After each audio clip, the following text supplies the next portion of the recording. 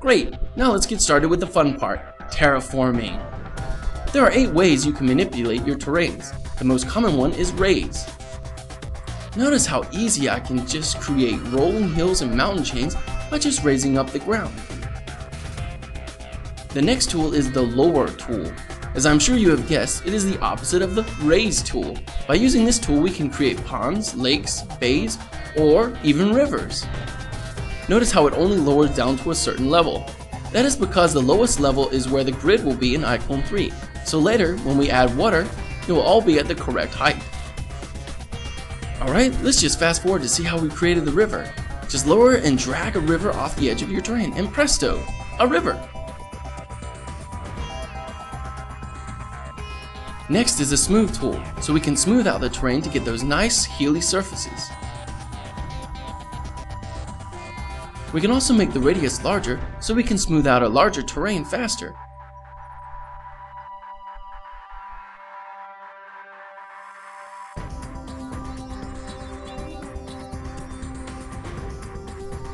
Okay, next let's look at the level tool. This is ideal if you wish to make a flat surface to place a building on your mountains, or if you want to create terraces on the side of the mountain.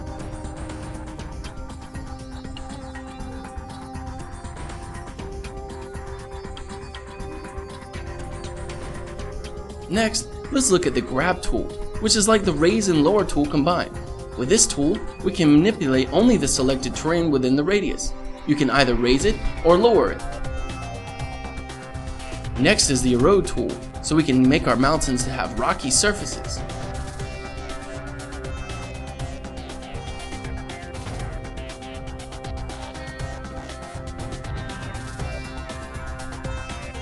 Next is the push tool, which is like using your fingers to drag through the map to do minor adjustments and fine-tuning of the terrain.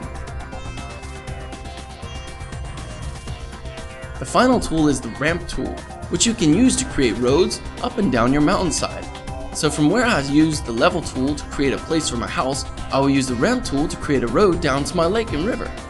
By changing the radius size, we can make a wider ramp coming down from a hill to create a nice, gentle slope.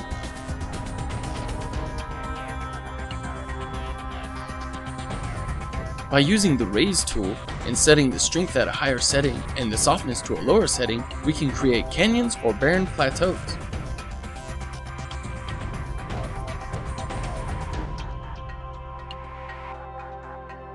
Also using the push-pull tool, we can create the volcano cavity by pulling the selected terrain down.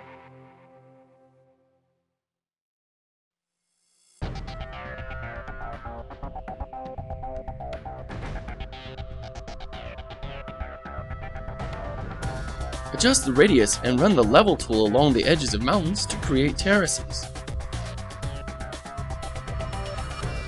Good luck and have fun, and I look forward to seeing all the terrains of your imagination.